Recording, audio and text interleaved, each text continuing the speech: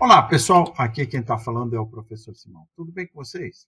Muito bom. Vamos então a mais uma aula de análise numérica para o método dos elementos finitos, tá? Pela nossa plataforma Engeflix, a sua Netflix da engenharia de projetos. Vamos lá. Hoje, turma, nós vamos para a aula 9, que é o cálculo numérico do modelo do paraquedista. Tá? Nós já resolvemos, já criamos um modelo da queda do paraquedista, um modelo analítico, tá? Usando equações diferenciais, tá? Um modelo exato, ok? Na aula passada, nós desenvolvemos a fórmula para o cálculo numérico. Hoje, nós vamos efetuar o cálculo numérico, tá? Então, na aula passada, nós substituímos os diferenciais dv e dt pelas diferenças finitas ΔV e ΔT, tá? Que nós vamos aplicar hoje. Tá? Eu recomendo fortemente que quem não assistiu às aulas anteriores, assista e assista na ordem, tá? De 1 até 8, porque senão não vai entender nada, absolutamente nada do que eu vou falar hoje. E vai ficando cada vez pior, porque a matéria vai ficando cada vez mais complexa, tá? Então, não deixem de assistir às aulas anteriores, tá? E sempre na ordem. Ok? Muito bom. Então, vamos lá. Tem bastante coisa para fazer hoje.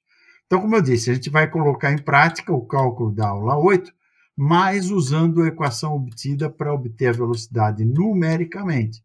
Tá? A gente vai empregar um passo de tamanho 2 segundos para o cálculo. Bom, o que é esse passo? Tá? É o incremento que a gente vai fazer na variável tempo em cada iteração. Tá? Então, o que nós vamos fazer? Nós vamos começar um primeiro cálculo no instante zero, com a velocidade zero, tá? Para passo 2, para 2 segundos. Ok? E aí, com a velocidade inicial zero. E aí vamos calcular a primeira velocidade. Tá? Quer dizer, na verdade, a segunda, que a primeira dá zero, né? Que é para o instante zero. E nós vamos seguir a ordem 0, 2, 4, 6, 8 segundos, tá? Porque é o passo 2. A gente vai fazer incrementos de 2 em 2, tá? Vou falar mais sobre isso daqui a pouco. Bom, recordando aí os cálculos que a gente fez na aula passada, tá? Deixa eu colocar as fórmulas aqui. Olha só. Nós desenvolvemos a fórmula analítica, né? Para o meio contínuo, usando os diferenciais que são infinitesimais dv dt, ou seja, a derivada da velocidade com relação ao tempo. Tá? Lembrando que isso aqui é a aceleração, tá? Aceleração do paraquedista em queda. Deduzimos a fórmula analítica, que envolve um exponencial, né? E depois desenvolvemos a fórmula numérica, ou seja, a gente discretizou esse modelo aqui. Para quê? Para poder resolver numericamente. Ah, mas professor, mas aí o que adianta? Se eu já tenho a fórmula analítica, eu posso resolver analiticamente? Não. Eu estou mostrando a fórmula analítica por razões didáticas, mas na prática a gente não vai conhecer a fórmula analítica. Esse é o pulo do gato. Nós não vamos desenvolver um modelo analiticamente. A gente vai direto para a fórmula discretizada. A gente já vai direto para o cálculo numérico. Tá? Substituindo, ao invés dos diferenciais dv dt, nós vamos discretizar utilizando as diferenças finitas ΔV sobre ΔT. Tá? Então, aqui, mas como é que a gente chegou nessas fórmulas? Aulas anteriores, turma, tá? Não vou repetir, ok? Aí hoje nós vamos aplicar esta fórmula aqui, através de cálculos de computador, tá? No computador, e comparar com o resultado analítico, tá claro? Por isso que eu desenvolvi analiticamente, eu só estou fazendo isso por razões didáticas, para mostrar o nível de erro. Ok? Bom, então vamos lá. Ao começar com os cálculos, o TI é igual a zero. Lembre que TI é um determinado instante. TI mais 1 é um instante posterior. Tá? Nas iterações, tá? Quando você faz o looping num programa de computador, ou no Excel, não importa, tá?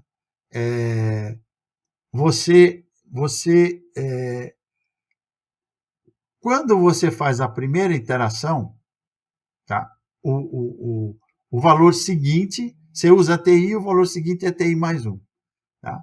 Na próxima iteração, o que era TI mais 1 passa a ser TI. E o outro valor futuro vai ser TI mais 1.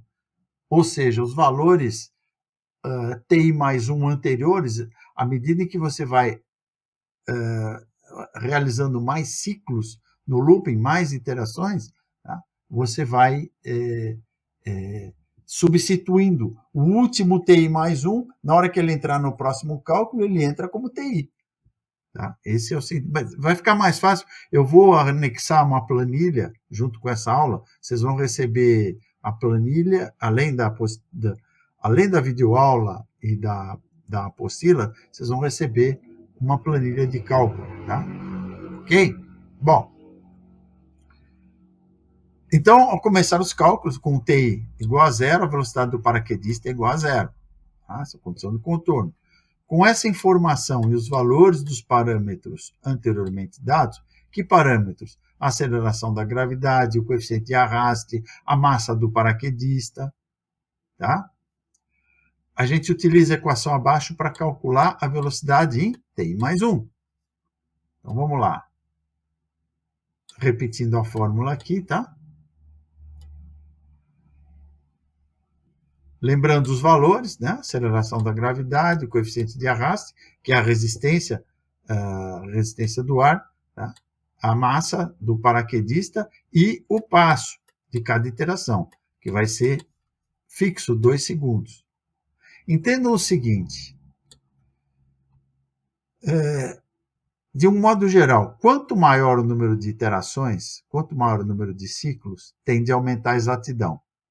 Isso é uma coisa. Tá?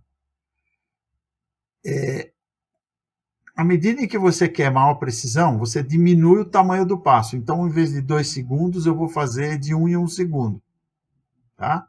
Iterações de 1 em 1 segundo. Reparem que, à medida em que você reduz o tamanho do passo, você aumenta o número de iterações. Tá? Então, você passa de 2 para 1, você já dobrou o número de iterações. Só que isso aí é previstas, né? Então, é o número de iterações e o tamanho do passo que vai definir o tamanho do erro, o quanto que a sua curva numérica vai se aproximar da curva contínua. Tá? Daqui a pouco eu vou mostrar o gráfico para vocês. Turma, qualquer dúvida aí me pergunte, hein? Bom, deixa eu já colocar aqui, ó. Então, com TI igual a zero, V de TI vai ser V de zero, que vai ser zero. Ok? Tá? Tá em repouso. Tá? Na hora que ele vai saltar do balão aerostático, ele está em repouso. É um instante inicial.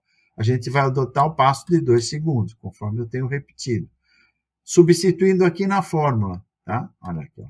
V de TI, aí o 9,8. Tá? Aí esses valores aqui. Repara que eu estou sublinhando, estou destacando em vermelho aqui, ó, em rosinha aqui, ó, tá? O V de TI, que é onde a gente começa. E com o passo 2. Tá? Então, num primeiro momento, tá? A velocidade vai ser 19,6 metros por segundo. Tá? Se vocês fizerem essa continha, é isso que vai dar. Por intervalo seguinte, que é de 2 a 4 segundos, a gente repete o cálculo, fazendo o quê, hein, turma? Nós vamos injetar, olha aqui o pulo do gato, nós vamos injetar o resultado anterior, que vai ser o próximo V de TI. Tá? Perceberam? Esse é o pulo do gato. Ok? Mantendo o passo 2, a gente chega a 32. Tá? E aí, no próximo passo, o que é que a gente vai fazer? Nós vamos pegar o 32 e colocar aqui no lugar do 19,6 e refazer o cálculo. E procedendo assim até atingir a velocidade limite, conforme expliquei na aula passada. Tá? Então, a gente continua com esse processo iterativo, tá? Onde cada passo desses aqui é uma iteração. Repare que o passo aqui, ó, 0, mais 2 segundos, mais 2 segundos, mais 2 segundos, vai de 2 em 2 segundos. Tá? A partir de um certo instante, tá, esse valor aqui tende a ficar constante. Lembra que eu expliquei sobre a velocidade limite? Tá? Ou seja, ela vai tendendo assintoticamente, a curva vai tendendo assintoticamente uma velocidade limite, e não passa dessa velocidade limite aqui, ó. Tá? Aliás, VL vai. Ok? Bom, aqui eu fiz um comparativo, tá? Para vocês verem como o método numérico, apesar desse passo grande e o pequeno número de iterações, como ele se aproxima bastante da solução analítica. Tá? Então, aqui está o resultado analítico que a gente fez na aula passada, nas aulas passadas, tá? Utilizando a fórmula diretamente desenvolvida da equação diferencial, e aqui o cálculo numérico. Tá? Então, vocês podem comparar os valores aqui. Ah, professor, mas está longe. Não, não é que está longe. Tá? É que, nesse exemplo aqui, tá, eu utilizei um passo muito grande. Tá? 2 segundos é muito grande. Tá?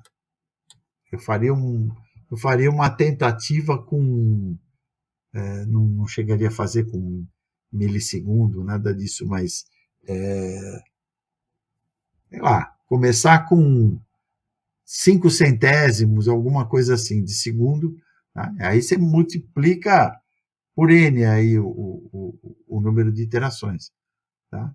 Inclusive, a velocidade limite aqui, olha, deu bastante próxima. Se vocês considerarem que esse cálculo aqui foi obtido através do cálculo diferencial, esse resultado foi obtido através de derivadas, tá? Esse aqui através de diferenças finitas, está muito próximo, gente. Tá? Está muito próximo. E essa diferença é o erro, tá? É o erro do modelo numérico com relação ao modelo exato, tá? Ao cálculo analítico. Tá bom? Agora eu vou mostrar graficamente para vocês verem que, à medida que a gente aproxima numericamente uma função cuja curva é contínua, a gente está representando a curva por segmentos de retas. Tá? Daí a diferença entre os resultados. Olha que bacana. Ó. Vou mostrar aqui para vocês. O que é que nós temos aqui? Ó? Aqui o eixo da velocidade, né, em metros por segundo, e aqui do tempo. Ok? Essa aqui é a solução analítica, essa curva cinza aqui, ó.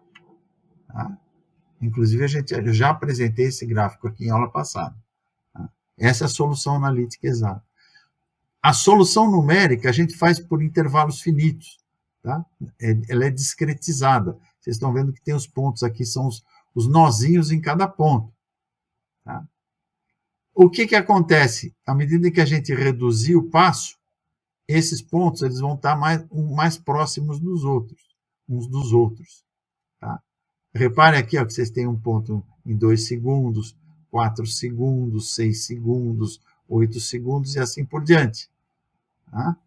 E aí, tanto a curva exata como a curva obtida numericamente, elas vão se aproximando da velocidade terminal, ou velocidade limite, assintoticamente. Tá? A assíntota, né, significa o quê? Assintoticamente significa o quê? Que essas curvas aqui, elas se aproximam infinitamente dessa velocidade limite aqui, tá? Mas não chegam a tocá-la. Tá? Ok? Então, à medida que eu começar, eu vou reduzir para 1 segundo. 1, 2, 3. Então, eu vou criando pontos menores, ela vai ficando mais quebradinha e vai suavizando a curva. Tá? E isso ocorre numericamente. Tá? Então, o que eu falei, para reduzir essas diferenças, a gente tem que usar um passo menor. Tá? Então, se ao invés de usar o passo 2 segundos, que a gente pregou, a gente utilizar um passo de 1 segundo, a gente obteria um erro menor. Tá? Eu poderia usar um passo, com o computador, facilmente eu vou usar um passo de 1/10 de segundo, ou 1/100º de segundo. Aí eu faço 10.000, 100.000 iterações.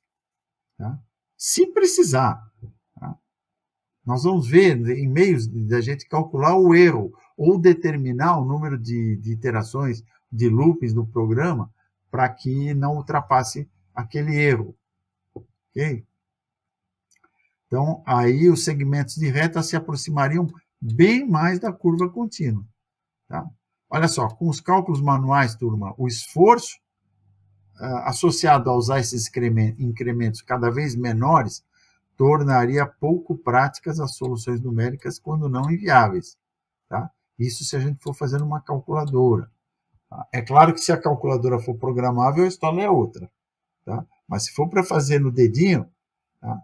Imagina quantas vezes vocês vão ter que executar, entrar com todos os dados da fórmula e de 1/10 em 1/10 de segundo, por exemplo, sei lá, 100 vezes.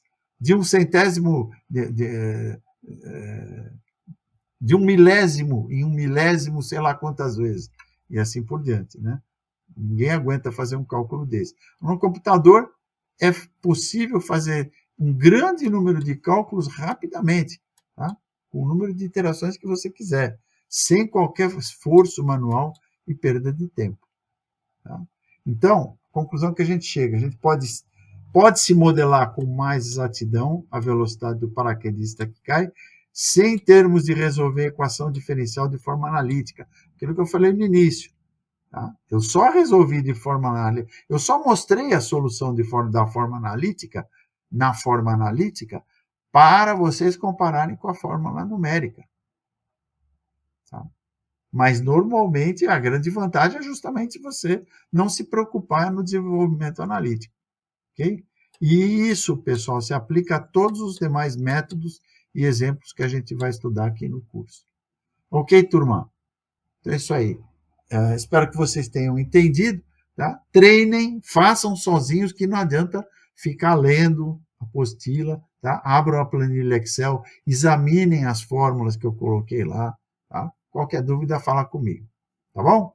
Grande abraço e até a próxima aula.